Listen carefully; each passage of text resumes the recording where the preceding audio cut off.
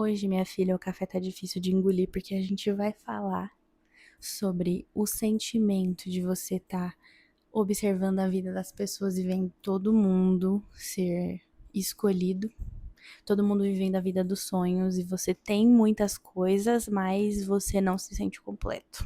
E a gente vai trazer psicanálise dentro disso aqui, porque aqui a gente tem uma futura psicóloga. Se eu não trancar o curso, porque é difícil, né? Sejam bem-vindos ao Café Amargo, eu sou a Vance. Esse é o primeiro episódio, sim.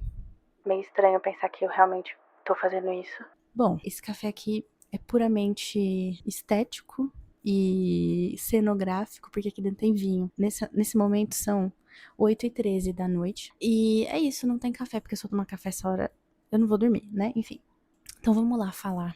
E como que eu peguei me pensando nesse tema? Primeiro que é um tema que eu gosto de falar sobre, um tema que eu até que sofri um pouco com ele por muito tempo. Não que eu não sofra, porque é difícil você ser um adulto e principalmente na era da internet você se compara muito e você vê muitas pessoas o tempo inteiro tendo vidas perfeitas e realmente perfeitas.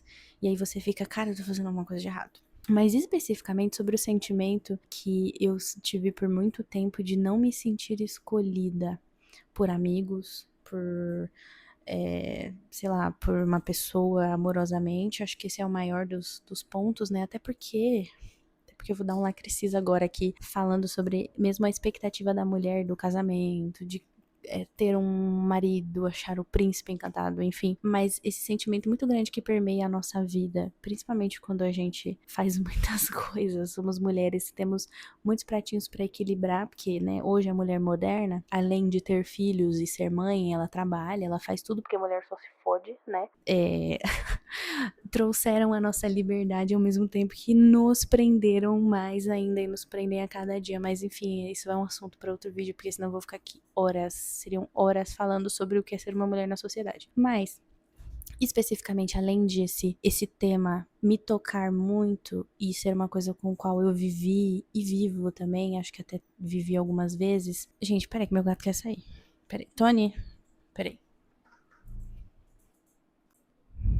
Voltando. Até me perdi no assunto. Ah, tá. Eu estava falando do porquê eu decidi que eu ia falar sobre isso. Que eu ia falar, na verdade, porque eu tenho muita vontade de falar sobre coisas na internet há muito tempo. Na verdade, eu falo muito porque eu sou influencer de Close Friends. Eu sou influencer de Instagram privado. Adoro falar sobre tudo. Aquela pessoa insuportável que tem opinião sobre tudo, sou eu. Mas é porque eu gosto de saber sobre tudo, né? Eu acho que isso é um traço de personalidade meu. Mas enfim, isso não tem nada a ver. Eu preciso de um roteiro, por isso que tá escrito aqui. Tem anotações, tá? Aqui. Eu preciso de um direcionamento, porque eu sou uma pessoa que pensa muito e eu vou longe. Se deixar, eu vou daqui pra não sei onde. Então, preciso de uma âncora aqui, no caso. Deixa eu tomar um gole do meu café, né? Com certeza, isso aqui é um café. 8 horas da noite. Então, o que aconteceu? Eu tava procurando algumas coisas sobre psicanálise especificamente, porque é uma área que eu gosto muito, por mais que hoje eu seja da organizacional e eu pretenda continuar na organizacional, eu gosto muito de estudar sobre outras coisas. Ela sendo psicanálise e fenomenologia, mas eu tô começando pela psicanálise porque a fenô é assim, né? Expandindo horizontes. Eu acho que se eu for pra fenô primeiro, eu for pra psicanálise depois, eu não vou querer voltar pra psicanálise. Não vou querer ir pra psicanálise, né? Então eu comecei pela psicanálise. E aí eu tava dando uma olhada em Winnicott, porque das minhas poucas aulas de psicanálise, Winnicott foi a que eu gostei mais. Freud, gosto dele. Gosto dele, ele é forte, mas de vez em quando ele exagera, assim, nem tudo eu acho que é sobre os meus pais. A maior parte das coisas sim, sabe? Porque o Winnicott também traz bastante a figura da mãe, a gente vai falar sobre isso hoje. Mas o Freud força um pouco a barra. A Melanie Klein, eu acho tudo uma querida. Ela é bem açougueira, assim. Quem estuda psicologia sabe do que eu tô falando. E o Winnicott, ele é um meio termo que eu gosto. Eu gosto do meio termo, assim, da nuance, do nem o 8 nem o 80. Então eu tô indo aqui pela nuance, né? Pelo Winnicott, no caso. E aí eu comecei a ler. Achei um artigo incrível. E aí desbloqueou a mente, né? Aí eu comecei a pensar, porque se tem uma coisa que eu faço é pensar. E eu comecei a pensar muito mais sobre isso. E a gente vai falar sobre isso aqui hoje, tá? Eu marquei algumas coisas desse artigo, mas eu vou deixar ele linkado, eu prometo. Porque ele é muito interessante e ele conta um caso clínico de uma moça chamada Júlia, de 22 anos. Atendimento psicológico dessa menina. Eu vou chegar no ponto. Fica aí, por favor, não desiste de mim. Eu vou chegar no ponto, tá? Sobre o assunto do vídeo, mas é que eu tô dando uma contextualização porque é importante e para que vocês entendam a minha linha de raciocínio. O artigo se chama Os conceitos de verdadeiro e falso self e suas implicações na prática clínica. Esse artigo, ele foi escrito pela Gabriela Bruno Galvão e a Maria Lúcia Toledo Moraes Amiralian. Tinham que ser duas mulheres, né? Posso falar? Duas mulheres juntas escrevendo um artigo, pode sentar que vai vir babado, tá? O objetivo desse artigo era refletir sobre verdadeiro e falso self com base nesse caso clínico da Júlia. Então, o que eu vou explicar pra vocês? Primeiramente, o que é o self na psicologia? O self, ele é meio que a sua identidade, o seu eu, quem você é, esse é o self. Por isso que a gente tá falando de verdadeiro e falso self. Acho que é importante explicar o que é o self primeiro, pra quem não sabe o que é o inglês, mas no inglês é o self, é o ser, né? É a pessoa que eu sou. Aqui ele tá falando sobre algumas pessoas que procuram análise, convencidas de que o seu sofrimento era descabido diante da sua realidade, ou seja, essas pessoas avaliam a sua existência a partir da existência de outras pessoas e pensam, eu estou sofrendo psicologicamente, meu psíquico está em sofrimento, mas eu não tenho motivos para sofrer porque outra pessoa está sofrendo mais que eu. Mas assim, o seu sofrimento é o seu sofrimento, vamos começar por aí, né? Ele fala também uma frase aqui. Cara, sério, esse artigo é babado. Eu vou ler, tá? Eu vou ler a frase. A possibilidade de se perceber tendo necessidades e vontades que não estavam de acordo com o que consideravam correto, normal, geral e esperado era algo assustador e ameaçador. Minuto de silêncio para todas as minhas garotas Mirrorball. Por isso até que eu vim com essa caneca. Na verdade, essa caneca eu uso ela todo dia, mas é proposital trazê-la aqui, porque isso aqui define muito o que a gente vai falar aqui hoje. Então, assim, a gente tá falando de se viver essa vida com base na vida de outras pessoas, de você usar os parâmetros externos para medir a sua própria vida, sem considerar quem você é, né? Vamos falar a verdade. Então, a gente fica tão viciado em se comparar com as outras pessoas e ver como elas se sentem, né? Muitas aspas aqui, porque o que tá na internet não necessariamente é verdade, né? Na maior parte das vezes é mentira, na verdade. A gente tá tão ali pensando em como eu deveria me sentir de acordo com a experiência de outra pessoa, que aquilo que eu estou sentindo já é invalidado por mim automaticamente. Eu não estou satisfeita com o que eu estou sentindo. Porque tem outra pessoa que não tá sentindo isso. Por que eu tô sentindo isso? Será que eu tô com algum problema? Será que eu sou normal? Sempre vem a partir disso, né? O ser normal. O que é ser normal, né? Então a gente começa a se moldar a partir da experiência de outras pessoas. E é aqui que entra a questão do Mirrorball. E é aqui que entra a questão do negócio de ser escolhida, que a gente vai chegar lá. Você começa a se tornar as pessoas com quem você convive. E isso é um processo psicossocial normal, é um processo normal. O ser humano é aquilo, é o ambiente em que ele vive. Mas você começa a se moldar de acordo ali com as outras pessoas que estão ali e viver para agradá-las. Acho que esse é o ponto.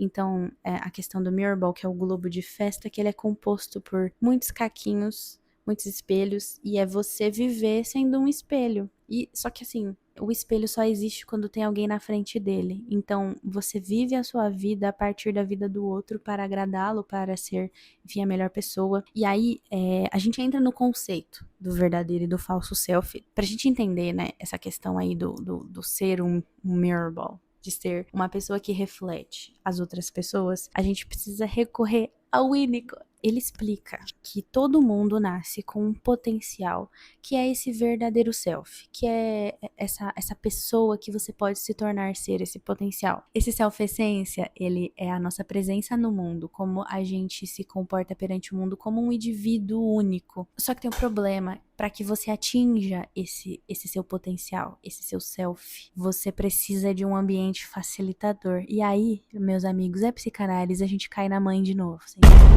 Cara, é sempre a mãe, né? Como pode? O Freud fala bastante de pai também, mas o Winnicott fala um pouco mais da mãe. Mas é sempre cai na paternidade e na maternidade é incrível. Na parentalidade, vamos trazer assim, que é um termo um pouquinho melhor. Quando os nossos cuidadores, né, falham com a gente de fazer a gente entender a nossa singularidade, a gente vai começar a viver a partir do outro. Só pra vocês entenderem um pouco essa questão da mãe, o Winnicott fala que quando você nasce, você é um ser integrado à sua mãe até um certo ponto. Então vocês são a mãe e o bebê é uma coisa só. A mãe e o bebê é uma coisa só. Eles são codependentes um do outro. Na verdade, o bebê que é mais dependente da mãe, mas a mãe também tem muito esse sentimento de que ela é meio que um ser único ali com o seu bebê. O negócio é que ao longo do tempo o bebê cresce, né? E ele vira um ser humano que vai ter interações com outras pessoas. E aí, a partir desse movimento de você se tornar independente da sua mãe, a sua mãe também precisa entender que você é um ser humano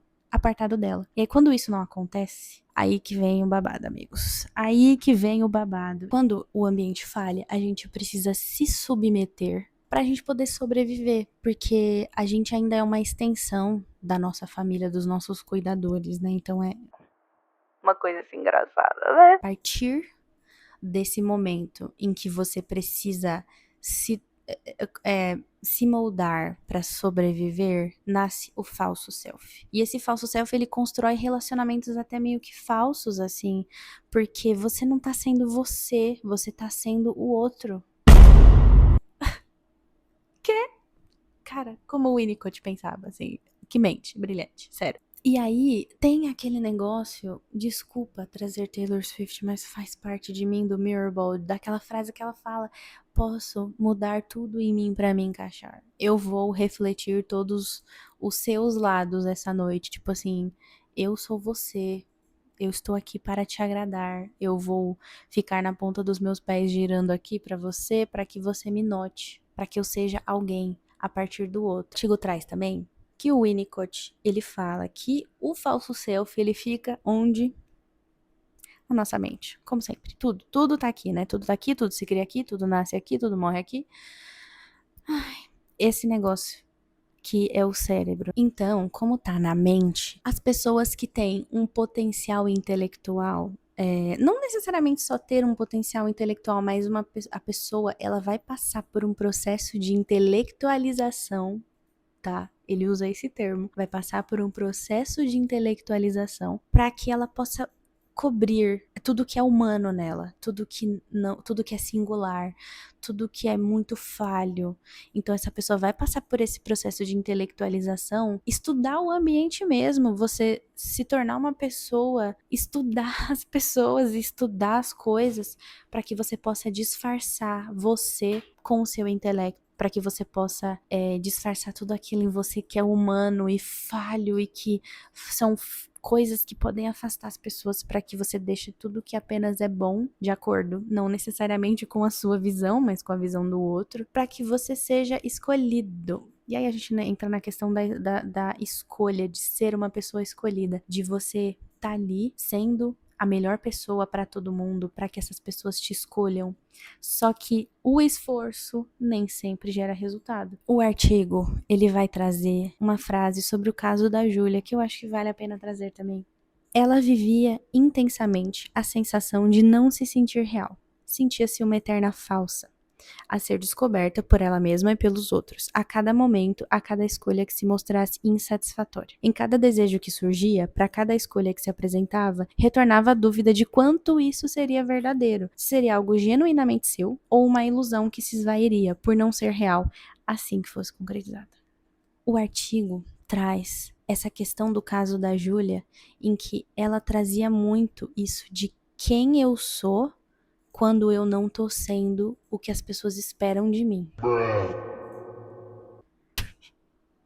Meu, ela não tem esse direito. É aquilo de você se moldar tanto pra você ser escolhido, pra você ser notado, pra que as pessoas percebam que você tá ali. Olha como eu tô me esforçando, olha como eu tô tentando, olha como eu sou a melhor aluna, a melhor filha. Você carrega tantos papéis, tantos pratos, e você quer ser bom em todos eles. E aí você cria uma personalidade, uma irrealidade. E aí você fica, cara, quem sou eu?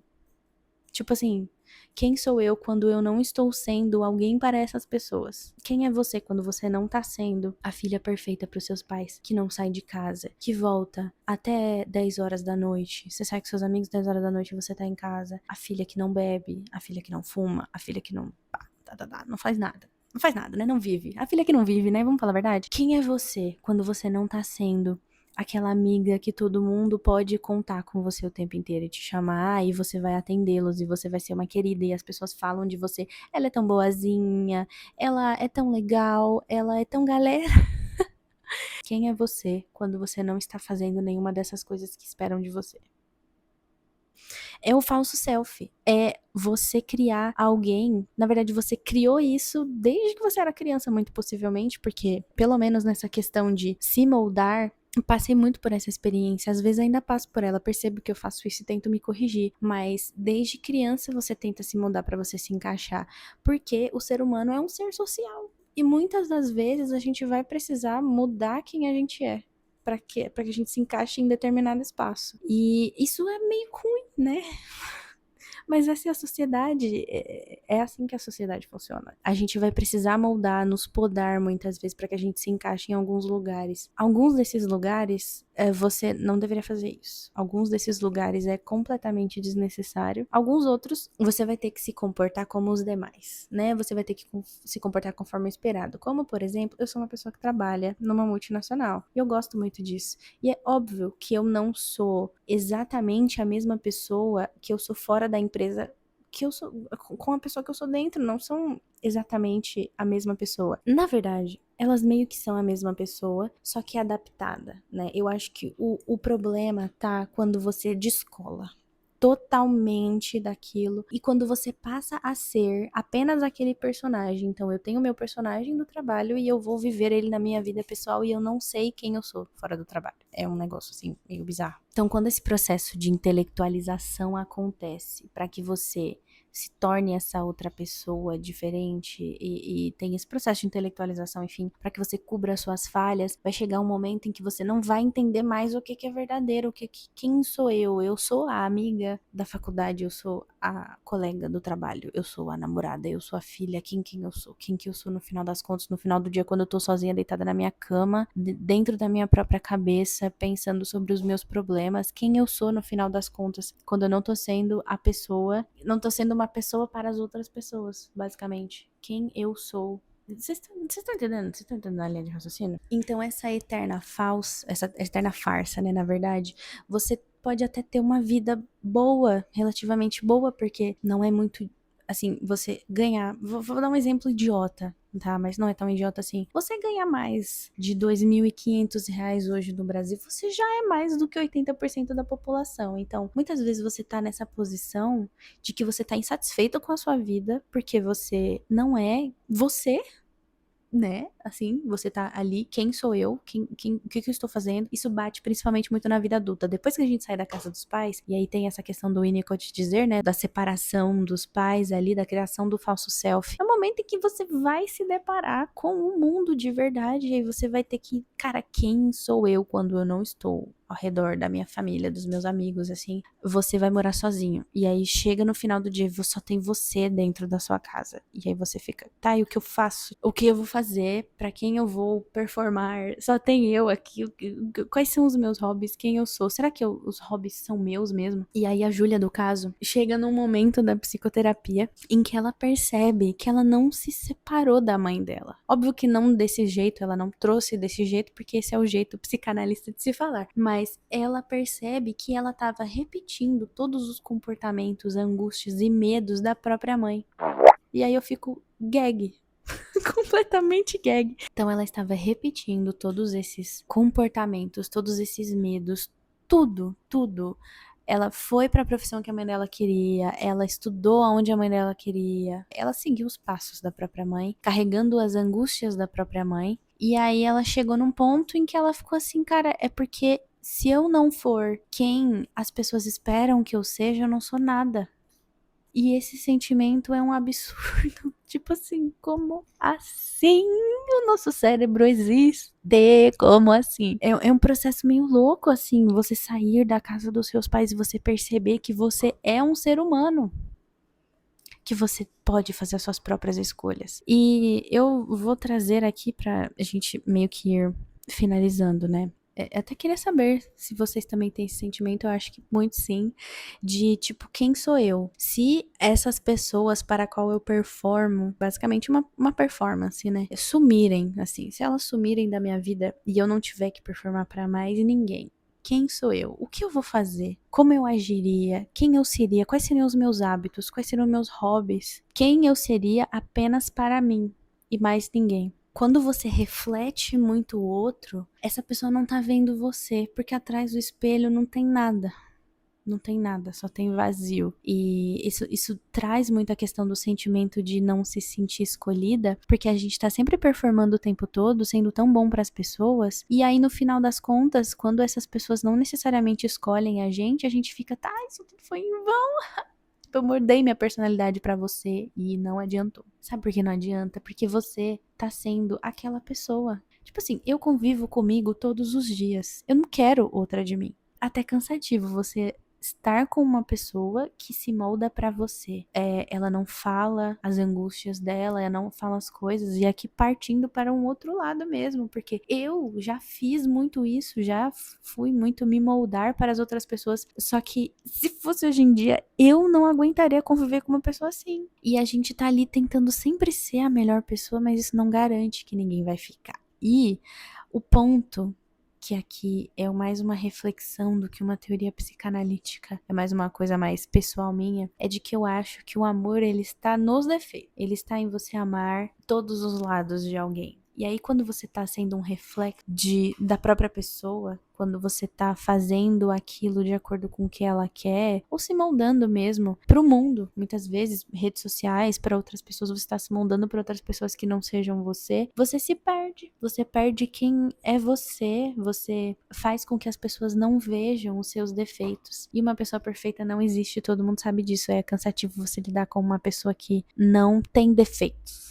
Mas é muito cansativo você lidar com uma pessoa que não tem problemas. Pra ela é tudo bom, tá tudo ótimo, perfeito, você que escolhe. Assim, cara, chega, fala alguma coisa, dá a sua opinião. Me contraria, faz alguma coisa, ninguém. E até partindo desse lado, tipo assim, ninguém quer uma pessoa igual a si. Até porque aqui já é um pouco mais também de psicologia.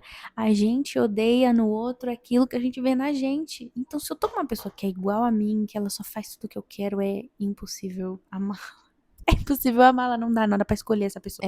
A gente tem esse sentimento de que a gente nunca vai ser escolhida, mas como que as pessoas vão te escolher se você não é você?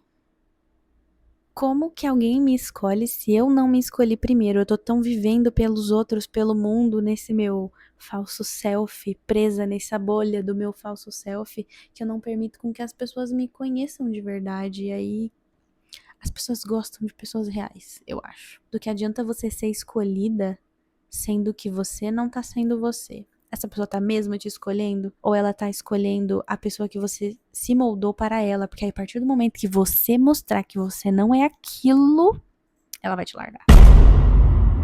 Acho que a reflexão final é pensar como que a gente quebra esse ciclo. Eu acho que quebrar esse ciclo é autoconhecimento. Faz a sua terapia, faz as coisas que você tem vontade de fazer, testa as coisas, porque às vezes os nossos hobbies foram integrados na gente por outras pessoas e não necessariamente a gente gosta dele, mas a gente faz por puro hábito, pura força do hábito. Vamos fazer uma aula de cerâmica, ver se a gente gosta, vai que é uma coisa que você realmente gosta. Eu vou pintar um quadro, ai, mas aí... E se ficar feio? Se ficar feio, ficou, experimenta, vive, assim, vai fazer alguma coisa da sua vida, vai experimentar alguma coisa pra você, por você, apenas por você. E a cura disso que eu ainda não encontrei, mas eu acho que o caminho para ela, principalmente nesse mundo digital, é muito difícil você encontrar uma cura para isso. Mas o caminho que eu encontrei é o caminho do viver mais espontaneamente, de entender que a vida ela não pode ser controlada por mim o tempo inteiro. E eu tenho muito esse problema. Vou falar sobre isso em algum... Nossa, esse é um ótimo tema de vídeo, eu não tinha pensado nisso, de falar sobre o poder do controle,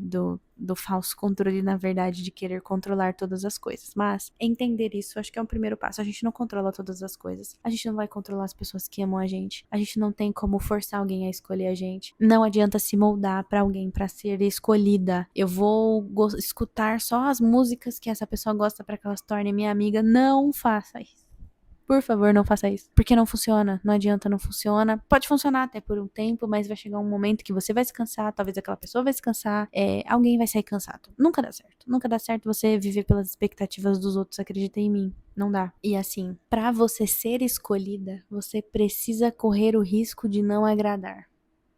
A gente não vai agradar todo mundo, não adianta. Por mais que tente. Eu tentei, tá? Se tem uma pessoa que tentou agradar todo mundo, sou eu. E eu tento, às vezes, muitas vezes.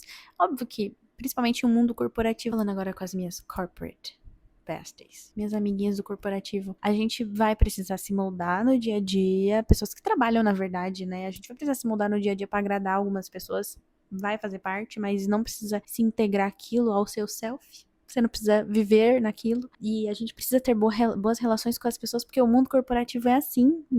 Você nunca sabe quem vai ser a pessoa que vai te dar uma oportunidade. Então, não evite sempre fazer inimizades. Muito importante, uma dica que eu dou aí pra quem tá no mundo do trabalho, né? Especificamente corporativo, multinacional, tal, até mesmo startups, né? Pra ser escolhida de verdade, agora falando um pouco mais da vida pessoal, você precisa trate as pessoas bem. Muitas vezes elas não vão te tratar bem de volta, mas é isso, né? Treat people with kindness, como diria nosso querido Harry Styles. Trate as pessoas com gentileza e é isso, acabou. Seja você mesmo, haja conforme aquilo que você acha que é mais importante. E tenho experimentado bastante espontaneidade e eu acho que é muito bom. Funciona, eu indico para as pessoas. Eu vou encerrar esse vídeo basicamente falando a frase do Winnicott, que eu acho que é muito importante, que é: sentir-se real é mais do que existir. É descobrir um modo de existir como si mesmo.